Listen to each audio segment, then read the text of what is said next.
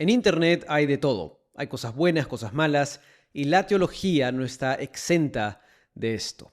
Por eso, en esta serie recurrente de reaccionando a clips virales de teología, voy a hacer eso, reaccionar, explicar, dar mis respuestas a clips que ustedes me han enviado sobre o de gente haciendo teología, analizando el texto bíblico. No he visto los clips completos, así que mi reacción y mi respuesta a esto es lo más espontánea y natural posible, lo que a veces resulta en reacciones divertidas. Así que si esto te interesa, mi nombre es Bruno, soy un estudiante de maestría en teología.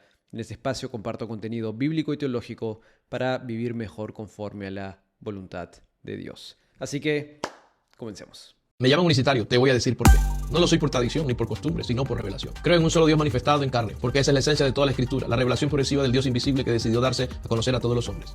Desde los principios hasta la revelación, los anunciamientos proféticos hablaron directa e indirectamente de esta gran manifestación, la revelación progresiva de Dios en Cristo. Más de 40 escritores proféticos en un lapso de 1500 años escribieron 66 libros inspirados en 3 idiomas distintos, hebreos, arameo y griego. Todos coinciden en un solo propósito, revelar a Jesús. El Dios eterno tomó forma humana, no es un segundo Dios, no es una pequeña criatura divina, Él es Dios manifestado en carne. 1 Timoteo 3:16 no admite discusión, grande es el misterio de la piedad, Dios fue manifestado en carne, justificado en el Espíritu, visto a los ángeles, predicado a los gentiles, creído en el mundo y recibido arriba en gloria. Era necesaria la manifestación de Dios en carne porque sin derramamiento de sangre no hay perdón de pecados, sin derramamiento de sangre no hay redención. Todo intento de los 613 mandamientos de la ley mosaica fracasó. Por eso Dios mismo se vistió de humanidad. Isaías 35:4, decidaos de corazón apocado, esforzado, no temáis, he aquí vuestro Dios viene con retribución, con pago, Él mismo vendrá y os salvará. Isaías 9:6, porque un niño nos es nacido, hijo nos es dado, y el principado sobre su hombro, y llamará su nombre admirable, consejero, Dios fuerte, Padre eterno y príncipe de paz. Juan 1:1, en el principio era el verbo, y el verbo era con Dios, y el verbo era Dios. Y aquel verbo fue hecho carne y habitó entre nosotros, y vimos su gloria, gloria como el unigénito del Padre lleno de gracia y de verdad. No era otro, no era un pequeño Dios, no era una parte de la divinidad, era Dios mismo, que en su presencia, conocimiento anticipado de todas las cosas, planeó el misterio de la redención antes que existiera el tiempo. El primer hombre llamado Adán fue vencido por Satanás en el huerto del Edén, pero el segundo Adán, que es Cristo Jesús, venció a Satanás en la cruz del Calvario. 1 Corintios 15:45, así también está escrito, fue hecho el primer Adán, alma viviente, el postero Adán, que es Cristo, espíritu vivificante. Y aunque fue crucificado como hombre, resucitó como Dios, indefectiblemente Él es Dios, porque ninguna religión en el mundo puede decir que su líder ha vencido la muerte. Ni Buda, ni Confucio, ni Mahoma, ni Zoroastro, ni ningún sabio de la antigua Grecia puede reclamar lo que Jesús cumplió. Él venció la tumba, Él resucitó al tercer día. Apocalipsis 1:18, yo soy el que vivo y estuve muerto, mas he aquí que vivo por los siglos de los siglos y tengo las llaves de la muerte y del Hades. La palabra doxa, traducida como gloria, proviene de la raíz hebrea kabod, que significa peso, esplendor, sustancia, manifestación visible de lo invisible. Cuando hablamos de la gloria de Dios, decimos que es la manifestación del Dios invisible. Por eso Juan declara, y vimos su gloria. Colosenses 1:15, Él es la imagen del Dios invisible, el primogénito de toda la creación, porque en Él fueron creadas todas las cosas, las que hay en los cielos, las que hay en la tierra, visibles e invisibles, sean tronos, dominios, principados o potestades. Todo fue creado por medio de Él y para Él, y Él es antes de todas las cosas y todas las cosas en Él subsisten. ¿Por qué me llaman unicitario? La unicidad no es un dogma humano, es la esencia del evangelio eterno. Antes que el tiempo existiera, Dios había decretado un plan de redención. La historia no improvisó a Cristo, Cristo escribió la historia. Jesús trascendió el tiempo, las culturas y las religiones. Ha trascendido los idiomas, los siglos, los imperios y las fronteras. La historia muestra que ha sido prohibido hablar de Jesús, que sus fieles seguidores han sido víctimas de toda clase de persecuciones. Pero el evangelio no puede ser encarcelado. Ni los emperadores, ni los sistemas, ni las naciones, ni las ideologías han podido detenerlo. En Jerusalén, incluso en el Domo de la Roca, los arqueólogos han hallado vestigios del nombre de Jesús en inscripciones cristianas previas al surgimiento del Islam. Y la arqueología, la historia y la fe coinciden de que Jesús existió, murió y resucitó. El historiador judío Flavio Josefo, en su libro Antigüedades de los Judíos, libro 18, capítulo 3, párrafo 3, escribió esto: para este tiempo pareció Jesús un hombre sabio. Si es lícito llamarlo un hombre, porque fue hacedor de grandes maravillas, maestro de los hombres que reciben con gusto la verdad, atrajo a muchos judíos y a muchos griegos. Era el Cristo. Y cuando Pilato, en instancia de nuestro principal, lo condenó a la cruz, aquellos que lo amaban al principio no cesaron de hacerlo, porque se les apareció vivo al tercer día, como lo habían predicho sus profetas. Mientras los ateos cuestionan el evangelio de Jesús, aceptan sin dudar los escritos de Aristóteles, de quien solo existen 3 fuentes aisladas, escritas 2 siglos después de su muerte. Sin embargo, del evangelio de Jesús existen más de 24,000 manuscritos antiguos en griego, en copto, en siriacó, en latín, en cientos de dialectos y lenguajes de Asia Menor, además de textos árabes y romanos que mencionan que Jesús existió. El evangelio de Jesús no es un mito, es la historia viva, confirmada, sellada con sangre y sostenida por la eternidad. ¿Por qué me llaman unicitario? Jesús no es un profeta, Él es la plenitud de la deidad, Colosenses 2:9, porque en Él habita corporalmente todo el peroma de Dios. 1 Corintios 10:4, Jesús es la roca. Juan 1:29, Jesús es el Cordero de Dios. Colosenses 1:15, Él es la imagen del Dios invisible. Juan 14:6, es el camino, la verdad y la vida. Juan 11:25, la resurrección y la vida. Juan 10:11, el buen pastor. Juan 10:9, Él es la puerta. Juan 8:12, Él es la luz del mundo. Juan 6:35, es el pan de vida. Apocalipsis 5:5, el león de la tribu de Judá. Apocalipsis 1:8, es alfa y omega. Isaías 9:6, es príncipe de paz, es Dios fuerte y Padre eterno. Mateos 1:23, Jesús. Voy a pararlo acá porque ya me di cuenta que el video va de lo mismo y realmente no hace nada. Todos esos son videos, como les digo, que ustedes me han enviado. Y lo que hace esta persona, que no sé quién es, y a propósito yo no me informo de quiénes son estas personas para no emitir un juicio antes. En este caso, claramente sé que es una persona unicitaria. La herejía unicitaria es aquella que, si bien afirma la deidad del Hijo, niega la Trinidad, niega la distinción que existe en el mismo texto bíblico entre el Padre, Hijo y Espíritu Santo. Y este video, en líneas generales, realmente no responde la pregunta, porque dice, ¿por qué soy unicitario? Y luego suelta un montón de datos que son verdad, pero que no van al punto central. La diferencia esencial entre una persona unicitaria y un cristiano, porque los unicitarios no son cristianos, niegan al Dios triuno que todos los cristianos afirmamos, de cualquier denominación, de cualquier facción del cristianismo, los unicitarios afirman la deidad de Jesucristo, pero niegan la distinción personal que hay entre Padre, Hijo y Espíritu Santo, y en el fondo son la repetición antigua de la herejía modalista, que simplemente afirma que son modos de manifestación. Simplemente el Hijo es la forma en la que se manifiesta el Padre en el tiempo del Antiguo Testamento, bueno, la forma en que se manifiesta Dios en el Nuevo Testamento, que es similar a la forma en que Dios se manifiesta en el Antiguo Testamento como Padre y en el tiempo de la Iglesia como Espíritu Santo, pero son modos de manifestación, no hay distinciones personales como claramente en el Nuevo Testamento se ve. Y este video simplemente va a afirmar que Dios se ha manifestado en carne, como lo dice claramente el texto bíblico, 1 Timoteo 3:16, como cita esta persona, pero ese no es el punto de discusión. La discusión, ni siquiera es una discusión cerrada para mí, pero bueno, la discrepancia en todo caso con los unicitarios no es si Dios se manifestó en carne. No, claro que se manifestó en carne. El texto bíblico lo dice. Jesucristo es el Dios encarnado.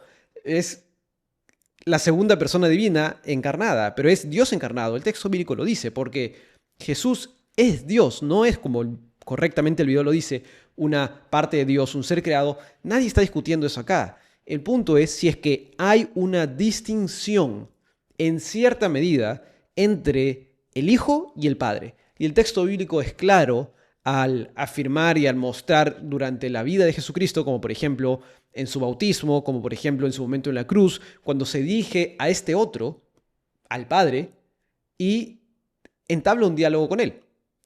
Es decir, la Biblia nos dice dos cosas al mismo tiempo.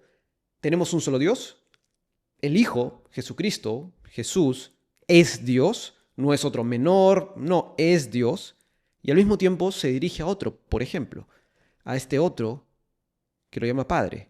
Entonces, si bien hay un solo Dios, hay una distinción, hay cierta diversidad en este único Dios que se nos muestra como tres personas, y se nos muestra como tres personas porque subsisten tres personas, no porque sean modos de manifestación. Entonces, el video simplemente repite varias cosas que son hechos, pero hace poco en uno de los cursos que dicto me preguntaron, no me acuerdo de qué diferencias de postura estábamos hablando, y me dijeron, yo estaba explicando la postura ortodoxa, clásica, histórica del cristianismo, y me dijeron, ¿y cuáles son los versículos que usan los que niegan esta postura? Y le dije, los mismos. Y esto es importante que lo sepas. Las diferencias doctrinales, sean menores o grandes, como en este caso la herejía unicitaria, que es condenada como herejía porque es una diferencia fundamental, no suele ser en qué versículos escogemos, eso simplemente sería mala teología, un mal método teológico. Una buena herejía en el sentido de una herejía que está bien armada, una mentira bien hecha, bien dicha, va a tomar los mismos pasajes y va a estar consciente de todos los pasajes como esta persona hace. Toma todos los mismos pasajes que los cristianos tomamos, pero los interpreta de forma diferente. Entonces, el punto central con el unicitarismo es que niega que haya cierta distinción entre el Padre, el Hijo y el Espíritu Santo, simplemente los llama modos de manifestación. ¿Y por qué esto es una herejía y no una simple diferencia de opinión? Porque estamos hablando de que si eso es verdad, si ellos tienen razón, entonces estamos adorando a dioses diferentes. Y si nosotros tenemos razón, ellos adoran a un Dios diferente. O sea, hay un punto de intransabilidad, hay un punto crucial de diferencia entre nosotros. Pero bueno, vayamos al siguiente video. Es interesante ver cómo los puritanos eran doctores del alma. Hasta el siglo XIX los pastores se encargaban de la consejería y trataban con aquellas cosas que ahora muchas veces las tratan los psicólogos después que nació la psicología en el siglo XIX. pero uno lee el libro de Richard Baxter de consejería, donde trata casi todos los casos de consejería que a uno se le pueda imaginar, y él tiene principios bíblicos para tratar con estas cosas. Los puritanos tenían esa conciencia, o trataban el tema de la depresión, mucho, de la melancolía, de la depresión espiritual. Entonces, los pastores hacían esa labor hasta el siglo XIX. Lamentablemente, con el surgimiento de la psicología en el siglo XIX, muchos pastores comenzaron a claudicar y a dejar de tratar esas cosas en la iglesia y enviar esos casos al psicólogo. Ahora bien, hay problemas que son orgánicos y los pastores no somos médicos. Entonces tenemos que determinar si el problema que una persona está manifestando es orgánico, y en ese caso debe ser enviado a un médico. El médico puede ser un neurólogo o pudiera ser un psiquiatra. El psiquiatra es un médico, no como el psicólogo. El psicólogo no es un médico. El psiquiatra tiene que estudiar medicina primero. Entonces, en ese sentido, vamos a hacer una diferencia entre tratar una enfermedad orgánica de tratar un problema del alma. Nosotros le ponemos etiquetas psicológicas a cosas a las que la Biblia ya le pone una etiqueta. Por ejemplo, le llamamos adicción a lo que la Biblia le llama idolatría. Entonces, tenemos que saber lidiar con la idolatría del corazón como la Biblia trata con la idolatría. O sea, hay una serie de elementos en los que tal vez pudiera utilizarse la psicología, pero en lo que tiene que ver con el alma humana, la palabra de Dios es suficiente, porque nadie conoce el alma humana mejor que Dios. Este es Suhail Michelén, que sí, creo que no le cambié el nombre. Y dice algo bien interesante. Está hablando sobre la psicología, ¿no? Yo no soy psicólogo, mi pregrado es en administración, mi posgrado, por lo menos es en teología, que ya estoy a puertas de acabar. Y dice varias cosas. Lo primero es que habla de los puritanos, ¿no? Y de Richard Baxter. Y lo pueden leer, es un puritano conocido, de los más famosos, y habla de la labor pastoral, ¿no? Y cómo está involucrada con la consejería. Y yo no soy pastor, pero creo que este es uno de los roles importantes de un pastor, ¿no? Pero bueno, va más allá y habla de que hay problemas orgánicos, entiendo que se refiere a biológicos, que deben ser atendidos por las áreas especializadas de eso, ¿no? Pero que no todos los problemas son eso. Y es cierto, yo coincido con él acá. Por un lado, hay fenómenos que se pueden manifestar de forma conductual, pero que tienen una raíz a veces bioquímica, a veces física, fisiológica, digamos. Hay una carencia química, biológica en el cuerpo. Esto debe ser tratado por un profesional que se dedique a eso. Ahora, aquí hay un tema importante a señalar. Los seres humanos no somos divisibles, o mejor dicho, solo somos divisibles por la muerte. La muerte en la Biblia nunca es inexistencia, sino es separación. Y en ese sentido, cuando como seres humanos experimentamos algo, no lo experimentamos solo con nuestro cuerpo o solo con nuestra mente, sino que lo experimentamos con todo nuestro ser. Ese es parte del argumento de Pablo en Romanos, ¿no? En Corintios, cuando los corintios están diciendo, bueno, hay que pecar con nuestro cuerpo porque lo que a Dios le importa es la mente, el alma, el corazón. Pablo les dice, no. Todo tú eres una sola unidad. No es que puedas pecar con el cuerpo y tu alma no pueda ser afectada, o tu espíritu no pueda ser afectado, sino que todo tú eres una unidad indivisible. Y esto es independiente de la postura dicotómica o tricotómica de la composición del ser humano, es decir, si somos cuerpo y alma o si somos cuerpo, alma y espíritu. Para mí, en este caso, esto es irrelevante porque de cualquier forma somos seres indivisibles.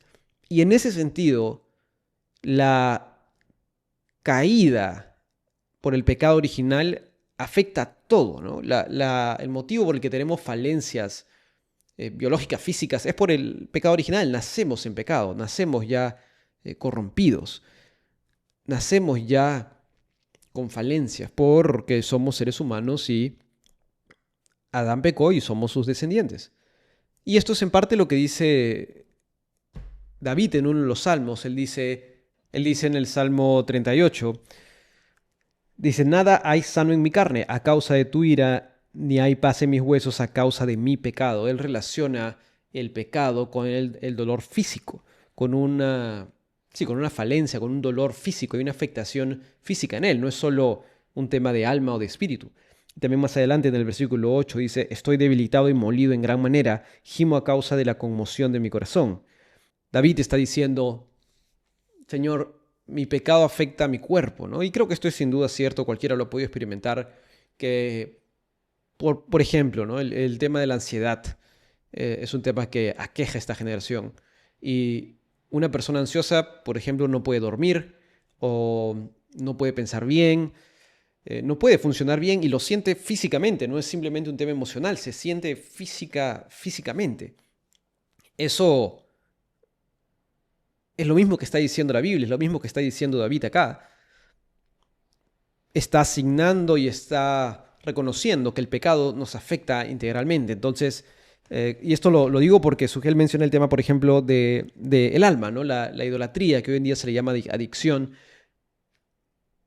Es cierto que, por ejemplo, hay adicciones, hay ciertas drogas que sí afectan los tejidos al punto de que ya no solo es tu dependencia psicológica, es decir, que tú sientes que lo necesitas, sino que hay una afectación en los tejidos. Sé que con ciertas drogas esto sucede, no con todas, pero aún así eso es a consecuencia del pecado, ¿no? Y es a consecuencia de que hay una afectación física por el pecado.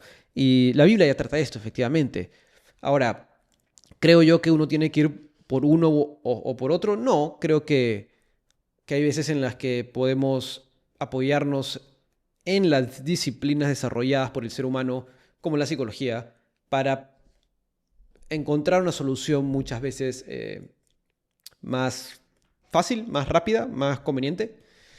Sí, sin duda, yo creo que Dios puede hacer todo y te puede librar a una persona de adicciones, por ejemplo, sumamente complejas por su soberano poder. Eso no lo cuestiono. Al mismo tiempo, creo que si existen opciones de medicina, se puede ir por ellas, ¿no? Cuando, no sé, yo nunca me he roto un hueso, pero si me rompo una pierna, ¿creo Dios que puede sanarla? Sí. Igual me voy a poner un yeso, porque Dios le ha dado al ser humano la facultad para desarrollar ese tipo de soluciones. No estoy cuestionando que Dios me pueda sanar efectivamente. Entonces, creo que ambas soluciones pueden ir de la mano, apuntar a lo mismo. Hay psicólogos cristianos, por ejemplo, y ellos van a operar desde el paradigma cristiano al mismo tiempo apoyados de su área de especialidad. Yo, por ejemplo, como les digo, mi pregrado es en administración de empresas. Yo puedo usar mi expertise para ciertas cosas. Al mismo tiempo, mi identidad fundamental está en que soy cristiano, en que sigo a Cristo, en que creo en un único Dios, el Dios de la Biblia. Entonces, no es una u otra, ¿no? No dejo de hacer un plan de negocios porque soy cristiano. No, hago un plan de negocios, pero que esté enraizado en lo que Dios me enseña. Entonces, creo que ambas disciplinas pueden ir de la mano. Yo tengo el temor de que una de las cosas que está pasando hoy día en las iglesias es que Dios está siendo trivializado. Dios ha dejado de ser Dios y ahora ha sido convertido en el pan. De hecho, hay iglesias que dicen, quitemos todo lo que parece iglesia. Nosotros queremos que la gente vea que nosotros somos chéveres. Yo no quiero ser irreverente, pero Dios no es chévere. Dios es Dios. Dios es Dios. Cuando Dios descendió en el Sinaí, el pueblo estaba aterrorizado. Y dice en Hebreos capítulo 12 que Moisés dijo que él también estaba aterrorizado. Ahora algunos dirán, sí, pastor, pero eso era en el antiguo pacto. No. Lo que dice en Hebreos capítulo 12 es que ellos se acercaron a la sombra, pero nosotros en el nuevo pacto no nos hemos acercado a un monte físico, nos hemos acercado a la presencia misma de Dios, que es fuego consumidor. Y dice en Hebreos 12, alábenle con temor y con temblor. Yo creo, jóvenes, que en muchas iglesias en el día de hoy se ha perdido ese temor y ese temblor. Dios ha dejado de ser Dios y ahora es un tipo chévere. Y los mismos pastores están tratando de que la gente vea a Dios así. Es lo más terrible. Aquí, igual, me han enviado estos videos antes de grabar este video porque lo pedí por Instagram. Y Sujel Michelén habla de este problema que hay en las iglesias de hacer a Dios, él le dice el pana, ¿no? Hacer de Dios un amigo más. Hacer de Dios, yo lo llamo como el amigo de barrio. Y estoy preparando Dios mediante algo con respecto a eso. Ya les iré contando, todavía no se los puedo contar porque todavía no está lo suficientemente armado. Pero a veces pensamos en que la forma de aproximarnos a Dios es dicotómica. Dios es o el Dios lejano, el Dios al que no nos podemos acercar, al Dios que se le presenta, por ejemplo, Isaías, e Isaías pone su rostro al suelo porque sabe que no lo puede ver, sabe que si levanta su mirada muere, y él dice, soy hombre pecador, me voy a morir, porque reconoce que está frente a la presencia gloriosa de Dios, frente al Dios inefable, al Dios creador todopoderoso. Y al mismo tiempo, o mejor dicho, en el otro extremo, vemos a Jesús, ¿no? A Jesús que dice, dejen que los niños vengan a mí, dejen... sí, es cariñoso con los niños, ¿no? Les permite acercarse en una cultura donde eso no era permitido. Les habla a las mujeres en el entorno público, donde nuevamente en ese contexto no era bien visto. Dialoga con prostitutas y publicanos, ¿no? Para que se arrepientan, pero dialoga con ellos. Un rabí de su época jamás haría eso. Y decimos, bueno, ¿con qué Dios nos quedamos, no? Y uno de los videos más vistos del canal es este de por qué el Dios del Antiguo Testamento está tan airado, algo así, ¿no? ¿Cuál es la diferencia entre el Dios del Antiguo Testamento y el Nuevo Testamento? Voy a dejar el link en la descripción. Pero en realidad lo que tenemos que entender y lo que nos dice la Biblia es que estamos hablando del mismo Dios. La persona del Hijo es ontológicamente la misma que la persona del Padre y el Espíritu Santo. Por eso tenemos un solo Dios, si no tendríamos tres dioses. Los tres, Padre, Hijo y Espíritu Santo, tienen una misma naturaleza, una misma esencia, mismos atributos. Todo es exactamente igual. Diré yo que los atributos se predican sobre la naturaleza y que justamente es esta naturaleza compartida que los tres tienen. No tienen tres naturalezas distintas pero que son con los mismos atributos. No, es una sola naturaleza que es comunicada del Padre al Hijo y al Espíritu Santo. Entonces, si estamos hablando de Dios, ambas cosas son ciertas. Tenemos a Dios, al Dios que genera temor en el Antiguo Testamento, por ejemplo, y es un temor, a veces en algún momento lo he escuchado, que se intenta como bajar el término de temor como, no, es que no es miedo. No, sí es miedo, es las personas cuando tienen un encuentro con Dios en el Antiguo Testamento tienen miedo, tienen temor, porque ven ni siquiera la gloria pura, inmaculada, digamos, de Dios, sino que aunque sea a través de medios, de manifestaciones visibles, aún así reconocen que están frente a Dios, al Creador, y no pueden aguantar estar frente a Él. Y al mismo tiempo tenemos a Jesús, ¿no? Que es sumamente cercano. Y Sujel está aquí mencionando Hebreos 12, por ejemplo. En el versículo 18 dice, porque no os habéis acercado al monte que se podía palpar, que ardía en fuego a la oscuridad, a las tinieblas y a la tempestad, al sonido de la trompeta y a la voz que hablaba, la cual los que la oyeron rogaron que no se les hablase más, porque no podían soportar lo que se ordenaba. Si aún una bestia tocare el monte, será apedreada o pasada con dardo. Y tan terrible era lo que se veía, que Moisés dijo, estoy espantado y temblando. Sino que os habéis acercado al monte de Sión, a la ciudad del Dios vivo, Jerusalén la celestial, a la compañía de muchos millares de ángeles, a la congregación de los primogénitos que están inscritos en los cielos, a Dios el juez de todos, y a los espíritus de los justos hechos perfectos, a Jesús, el mediador del nuevo pacto, y la sangre rociada que habla mejor que la de Abel. Entonces, Jesús es nuestro mediador. Por Él, quien es completamente Dios y completamente hombre, nos podemos acercar confiadamente. Eso no quita que haya que tener la misma reverencia ante Dios, ¿no? Dios no es tu amigo cercano, tu amigo chévere. Y por eso, cuando las iglesias a veces intentan, sobre pretexto de ganar almas, lo que es para mí una expresión errónea.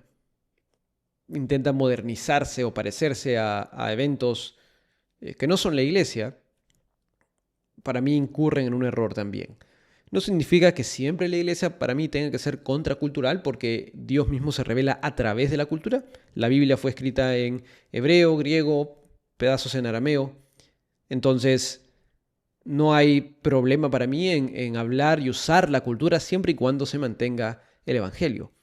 Pero no puede ser en el otro sentido, ¿no? No podemos tener a la cultura yendo en contra o acercándose a prácticas que realmente no tienen que ver con el evangelio, no tienen que ver con la iglesia, no tienen que ver con lo que la iglesia nos describe como algo que debamos hacer. Entonces Dios ha escogido a algunos para salvación. Sí. Y otros para condenación. También. Y ahora pregúntame por qué. ¿Por qué? Porque le da la gana. Fin. A Jacob amé y a Esaú aborrecí antes de que hicieran ni lo bueno ni lo malo. Romanos 9:11 y Malaquías 1. Dios dijo que el mayor serviría al menor, aún estando los dos en el vientre de Rebeca. Génesis 23. Pero cuidado, porque esto no nos exime de responsabilidad. Atiende. Todo lo que el Padre me da vendrá a mí. Soberanía. El que a mí viene no le echo fuera. Responsabilidad. Y el Señor añadía a la iglesia a los que habían de ser salvos, soberanía. Arrepentíos y creed, responsabilidad. Y así por toda la escritura. Pero la soberanía de Dios prevalece sobre todas las cosas, porque esto no depende ni del que quiere ni del que corre, sino de Dios que tiene misericordia. Romanos 9:16. ¿Y por qué no depende del que quiere? Porque nadie quiere, nadie busca a Dios. Todos se desviaron, aún las hicieron inútiles. Romanos 3. ¿No ves, hermano, que le predicas el evangelio a una persona? La palabra entra y automáticamente se quebranta. Y le predicas la palabra a otra en el lecho de muerte, a punto de morir, y la palabra no entra. Y ahí entienden las palabras de Pablo en Romanos 9:18, recordando al faraón, de manera que de quien quiere tiene misericordia, y al que quiere endurecer, endurece. ¿Por qué? Porque le da la gana. Y aunque Dios ha escogido a los suyos, tú predicas igualmente. Porque igual que Dios ha escogido a los suyos, también ha escogido la herramienta por la que el hombre puede alcanzar la salvación, y es a través de oír la palabra de Dios. Predica a tiempo y fuera de tiempo, sé obediente y cumple con tu obligación, que Dios ya ha escogido a los suyos. Y ahora te contesto las preguntas del principio. Ni calvinista ni arminiano. Todo lo que te he expuesto es escritura de Pablo. Soy paulino porque fue inspirado por el Espíritu Santo. Creo en la predestinación porque así me lo enseña la escritura. Y creo en el libre albedrío, el cual utilizan los incrédulos para elegir entre pecados. Fin. De esta persona no la conozco, digamos, personalmente, vale la redundancia, pero todo lo que hice hasta ahora siempre lo he encontrado correcto. Ahora vamos por partes. La primera pregunta que hace la persona que lo está entrevistando, que está hablando con él, es si Dios elige para salvación. Y su respuesta es claramente sí. Dios elige a los salvos. Sí. No sé de dónde lo he escuchado recientemente, que hay gente que va a Efesios y dice, no, Dios no elige para salvación, Dios nos elige para ser como su imagen, para ser como Cristo. Ya, pero eso es para salvación, en el contexto es inescapable que eso sea para salvación. La gente le gusta o quiere intentar decir que Dios no elige para salvación. Claro que lo hace. No hay postura sólida teológica que lo niegue. El arminiano más arminiano va a decir Dios elige para salvación. No hay vuelta que darle. Es inescapable en el texto bíblico. Ahora, ¿por qué lo hace? Y la respuesta me da risa como lo dice, que es completamente correcto. ¿Por qué Dios escoge para salvación? Porque quiere, porque le da la gana. Y eso es básicamente lo que Pablo dice en Romanos, ¿no? Y él cita Romanos 9:18. Que dice, bueno, desde el 17, porque la Escritura dice a Faraón, para esto mismo te he levantado, para mostrar en ti mi poder y para que mi nombre sea anunciado por toda la tierra, de manera que de quien quiere tiene misericordia y al que quiere endurecer, endurece. Pero me dirás, ¿por qué pues sin culpa? ¿Por qué quién ha resistido a su voluntad? Mas antes, oh hombre, ¿quién eres tú para que alterques con Dios? Dirá el vaso de barro al que lo formó, ¿por qué me has hecho así? ¿No tiene potestad el alfarero sobre el barro para hacer de la misma masa un vaso para honra y otro para deshonra? ¿Y qué si Dios, queriendo mostrar su ira y hacer notorio su poder, soportó con mucha paciencia los vasos de ira preparados para destrucción? Y para hacer notorias las riquezas de su gloria las mostró para con los vasos de misericordia que Él preparó de antemano para la gloria, a los cuales también ha llamado, esto es a nosotros, no solo de judíos, sino también de los gentiles. Pablo me da risa esta expresión, que en la Reina Valera por lo menos la traduce como mas, oh hombre, ¿quién eres tú para que alterques con Dios? Es como diciéndole en lenguaje coloquial, ¿y tú quién te crees que eres para cuestionar a Dios de por qué Él quiere condenar o salvar a algunos? Somos su creación. Y eso hay gente que no le gusta, que dice, no, pero Dios es injusto. No, Dios es dueño de la creación. Dios puede hacer con la creación lo que quiere, es suya. Es de Él. No hay vuelta que darle. Es de Él. ¿Y qué sería lo justo en todo caso? Que todos vayásemos a la condenación eterna. Si Dios salva a una sola persona, ya es más misericordioso de lo que tendría que ser, en el sentido de tendría de que Dios no tiene que salvar a nadie, Dios no está obligado a salvar a nadie. Todos lo rechazamos. No hay uno solo que pueda decir, no, yo sí soy justo, yo sí soy bueno. No. Y el video lo dice claramente. Todo el mundo rechazó a Dios. Y Dios, en su soberanía, porque es dueño de la creación, porque Él quiere y porque lo puede hacer, porque es Dios, dice, voy a salvar a estos.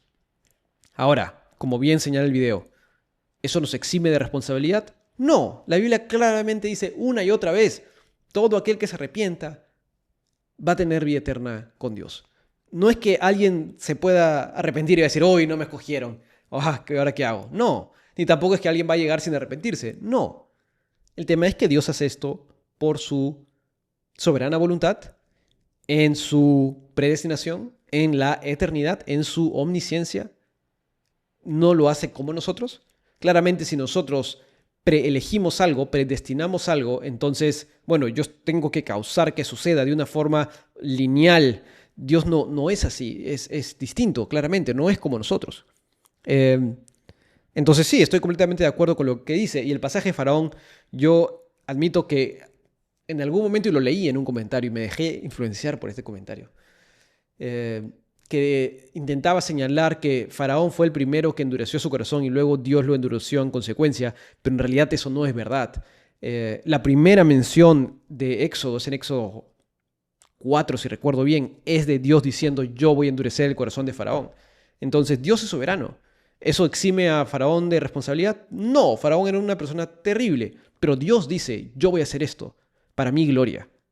Es correcto que yo lo haga. Yo soy Dios.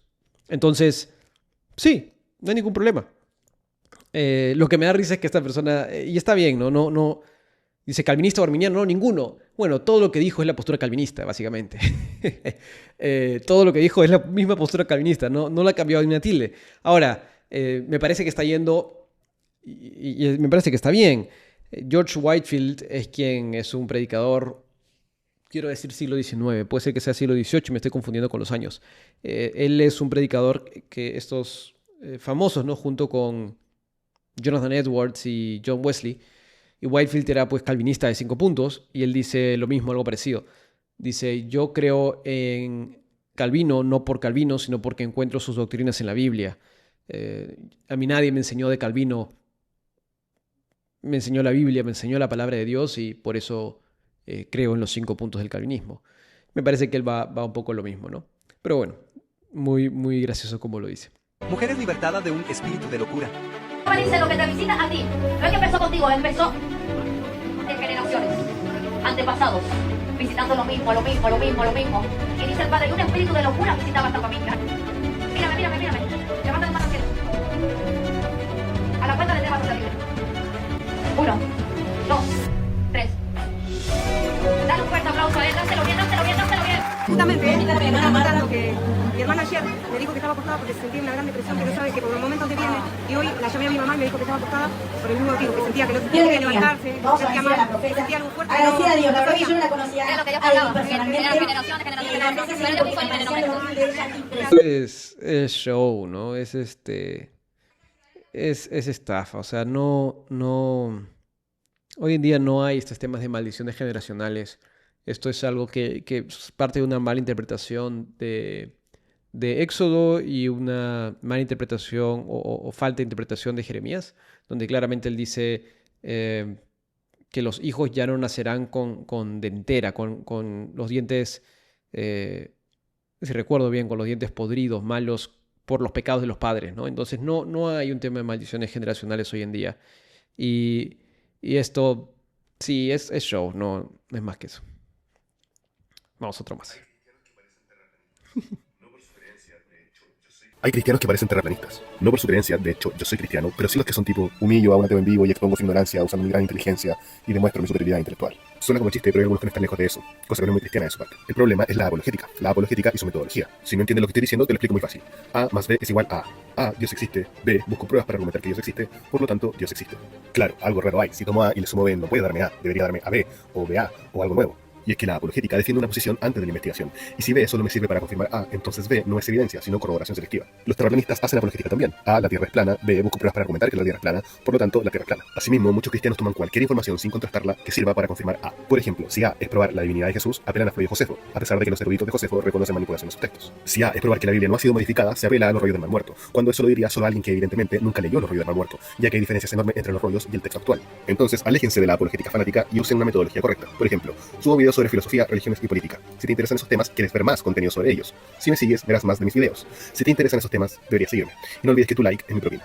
Este video comienza mal y termina mal. A ver, cualquier cosa dice. Para comenzar, dice algo que es cierto. Hay apologética que es mala apologética. Y en todo sentido, ¿no? Que parte, creo que es peor en el caso de los cristianos porque la Biblia nos llama a ser diferentes a esto, pero que busca humillar al otro, ¿no? Y es el motivo por el que he dicho 20 veces que jamás voy a ir a un debate, porque es una pérdida de tiempo y el propósito del debate, el contexto del debate es ganarle al otro. Es algo esencial al mecanismo del debate. En el debate necesariamente hay un ganador y un perdedor. En el debate necesariamente alguien gana a través de quien plantea mejores argumentos. Yo no lo veo como una herramienta evangelística. Puede ser una herramienta didáctica, y ese es el mejor de los escenarios, y lo he visto en contadas ocasiones, pero no es el común denominador, porque el común denominador, y creo yo que la propia estructura del debate se presta a la contienda, cosa que no creo que es algo que los cristianos debamos buscar activamente. Entonces él me parece que está hablando de la mala apologética, cosa que tiene sentido. Pero luego dice dos cosas que revelan su completa ignorancia de esto. Dice, por ejemplo, esto de que A más B igual A, ¿no? Yo parto de un presupuesto, por ejemplo, se busca probar la divinidad de Jesucristo, y hay cristianos que van a los escritos de Josefo y luego dicen ya está probado, pero ignoran que los escritos de Josefo fueron modificados o manipulados. Su ejemplo de información es francamente ignorante. Sí hay escritos de Josefo que están en discusión, que los mismos académicos de Josefo discuten sobre su veracidad. Esto no quita de en medio todo Josefo. Ahora, para ser justo con él, no sé si está diciendo eso, no me queda a mí claro, de repente no está diciendo esto, pero me da la impresión de que lo está diciendo, porque dice, bueno, si voy a citar a Josefo, no puedo citar a nada de Josefo porque hay cosas que están en discusión. No, Josefo fue un judío que toma registros históricos. Hay escritos que son inequívocamente de Josefo, que con inequívocamente me refiero a que bajo cualquier lógica o bajo cualquier racionalidad o racionalidad, esto es verdad y es cierto, y Josefo lo escribió. Hay otros, un pequeño grupo, que sí son cuestionados, que son algunos que hablan de la divinidad, de cómo se entendía la divinidad de Jesucristo. Ahora, y esto sí no se lo voy a achacar a él porque no tendría por qué saberlo. Recientemente, un autor académico erudito en Josefo, T.C. Schmidt, voy a dejar el link de su libro acá porque ha publicado un libro hace 2 meses sobre los escritos cuestionados de Josefo. Es un escrito publicado bajo la editorial de Oxford y en este escrito él intenta argumentar que estos escritos cuestionados en realidad se deben considerar hoy como verídicos y muestra pruebas y evidencias de que lo son. Yo no me he metido a leer en profundidad el libro, no he tenido tiempo para hacerlo, pero es un libro que ha sido súper aclamado en el mundo académico por su gran trabajo de este autor T.C. Schmidt, si recuerdo bien. Tanto así que un donador anónimo decidió hacerlo público, hacerlo gratuito a todos, ¿no? Le dio a Sumo él plata y le dijo, mira, hazlo público, ¿no? Entonces le voy a dejar el link acá, lo pueden descargar de forma gratuita en PDF, de forma oficial en PDF. Pero nuevamente, su idea de que de que si tú encuentras nueva evidencia, tu conclusión tiene que cambiar. No necesariamente. No necesariamente. Y el ejemplo que pone es particularmente malo. Pero luego pone otro ejemplo, que ahí sí está peor su ejemplo. Que dice, se quiere probar que la Biblia no contiene errores, creo que dice. Puedo estarme equivocando. Y se citan los rollos del Mar Muerto. Pero hay diferencias enormes entre los rollos del Mar Muerto y los escritos de la Biblia, digamos. Esto es mentira, simplemente. Voy a irme con el Antiguo Testamento porque del Nuevo no hay mayores problemas. ¿Qué pasa? Es un poco largo. Antes de los descubrimientos del Mar Muerto, los mejores textos que teníamos del Antiguo Testamento son los de los textos masoréticos, de los masoretas. ¿Quiénes eran los masoretas? Este grupo judío que era muy enfático en preservar el Antiguo Testamento, ¿no? Los escritos. Bueno, los escritos de Moisés, los escritos, los que se llaman los escritos y los profetas. Y este grupo era muy juicioso con eso, y ellos son los que preservaron ese texto, y el manuscrito más antiguo que teníamos es del siglo XI, el año 1057, quiero decir, me puedo estar equivocando, pero es del siglo XI. Y de ahí en adelante había varios otros más. Entonces, la crítica textual, que es la disciplina que se encarga de justamente analizar diferencias entre manuscritos, porque sí hay diferencias menores entre manuscritos, tenía textos desde esa época en adelante. Y teníamos la Septuaginta, o las Septuagintas, porque no es un libro como la Septuaginta. La Septuaginta es el trabajo de traducción del Antiguo Testamento al griego, que fue el corpus o la versión, si quieres, pero nuevamente, tómenlo como plural, que usaron los discípulos de Jesús, los apóstoles y el mismo Jesús. Ellos recurrentemente citan del griego. En el Nuevo Testamento, que está escrito en griego, se cita del Antiguo traducido al griego. Ahora, ¿por qué es importante la Septuaginta? Porque los que armaron la Septuaginta, que demoró muchos años, tuvieron probablemente acceso a manuscritos que hoy no tenemos. ¿Por qué? Porque se armó en tiempos antes de Cristo. Entonces ellos tuvieron acceso a ciertos manuscritos en hebreo que nosotros no tenemos y lo tradujeron al griego. Al mismo tiempo teníamos los escritos de los masoretas del siglo XI en hebreo. Entonces hacíamos este puente de, a ver, ¿cómo traemos la Biblia a las traducciones de los idiomas modernos? ¿Qué pasó con los rollos del Mar Muerto que se descubrieron en 1947, quiero decir? Se encontró muchos rollos de escritos del Antiguo Testamento y de papiros que datan del siglo II, por ejemplo.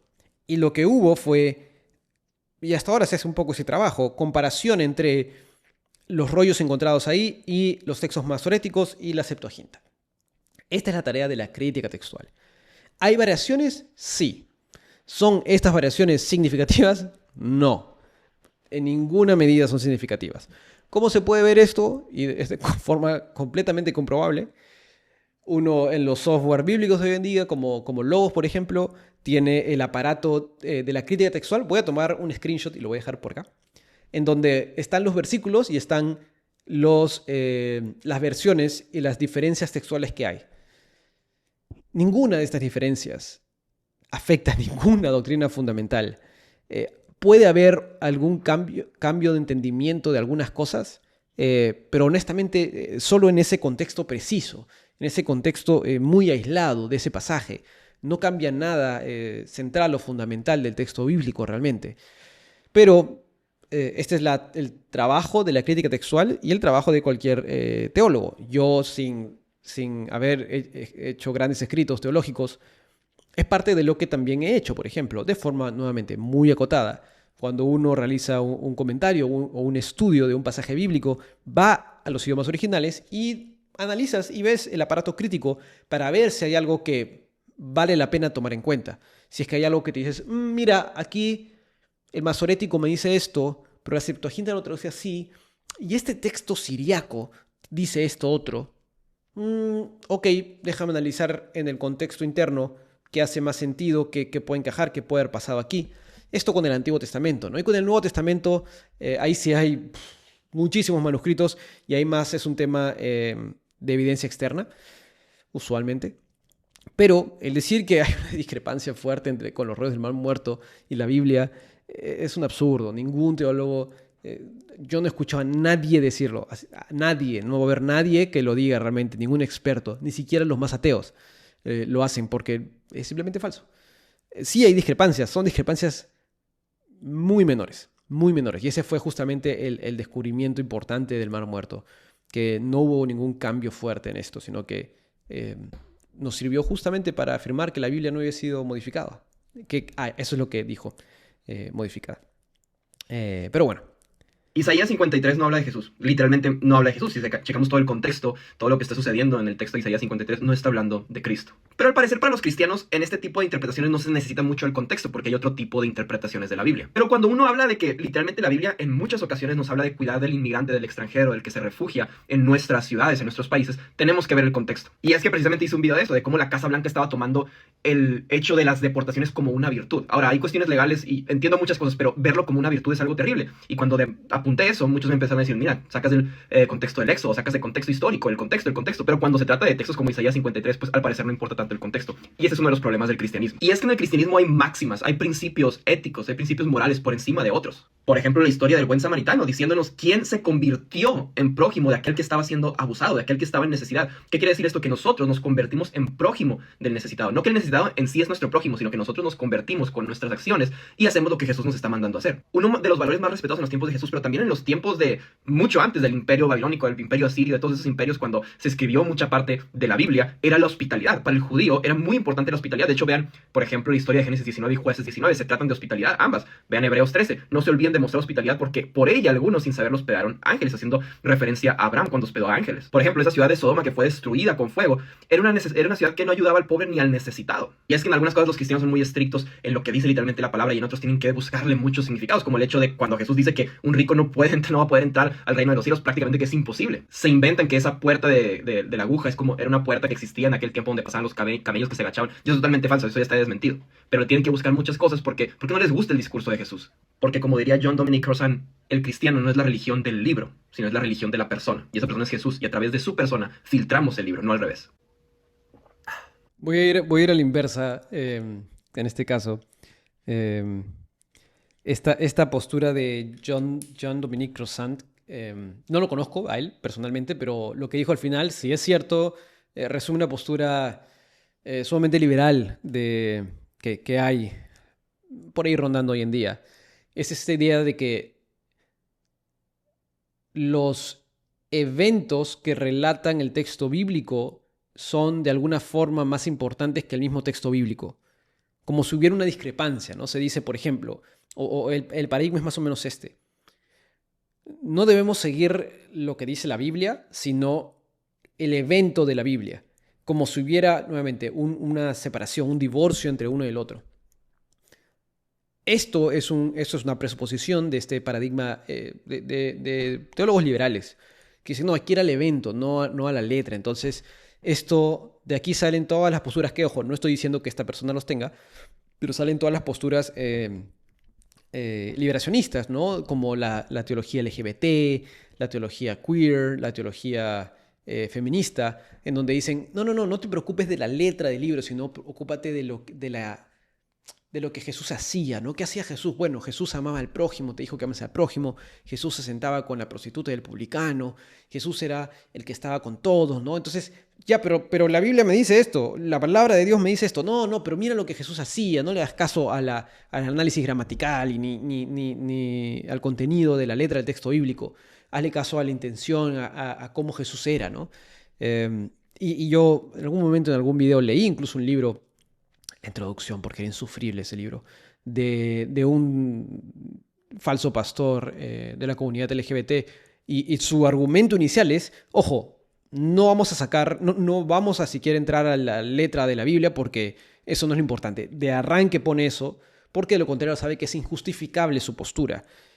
Antes, este mismo pseudopastor intentaba argumentar sobre la base del griego, sobre lo que dice Pablo en Corintios, ¿no? Lo de no te acuestes con hombres, y cuando yo me acuerdo haber visto que perdió una y otra vez varios debates de esto. Bueno, sí, eran debates y realmente no tenía ni pies ni cabeza. Cambió totalmente su discurso y dijo, no, ya no nos vamos a ocupar de lo que dice la Biblia textualmente porque sabía que era insostenible eso, ¿no?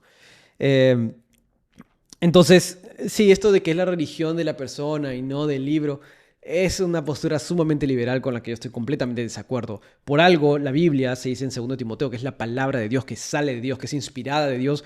Obviamente, la impresión de la hoja da lo mismo. Es un tema básicamente estético y práctico, pero la forma de seguir a Jesucristo, la forma de seguir al único Dios verdadero es a través de la Biblia. No tenemos otra revelación más segura que esta, es lo que dice Pedro en el Nuevo Testamento. Esta es la revelación profética más segura. Ahora, lo siguiente que apunta esa persona es que Isaías 53 no habla de Jesús y que hay cristianos que para algunas cosas les importa el contexto, pero para otras no. Y ahí esto creo que es una crítica correcta, porque yo creo que lo he dicho en algún video anterior, no recuerdo dónde. Y hay una postura llamada Sensios Plenior, popularizada por un teólogo católico, Raymond E. Brown, si recuerdo bien. Él dice que lo que más importa y el propósito de la Biblia es apuntar a Cristo. Y por lo tanto, no importa cómo el Nuevo Testamento use el Antiguo Testamento, siempre y cuando apunte a Cristo. Incluso si esto cambia el sentido del contexto del Antiguo Testamento, incluso si esto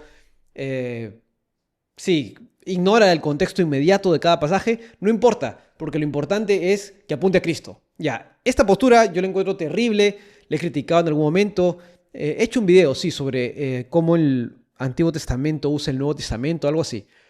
Un teólogo evangélico, Peter Enns, él también dice eso, dice, no, lo importante es que apunte a Cristo, así que eso es todo lo que importa. Yo encuentro eso terrible, me parece pésima, tira por la borda toda apreciación del contexto gramatical. Yo lo encuentro cualquier cosa. Entonces creo que tiene una crítica correcta en ese sentido.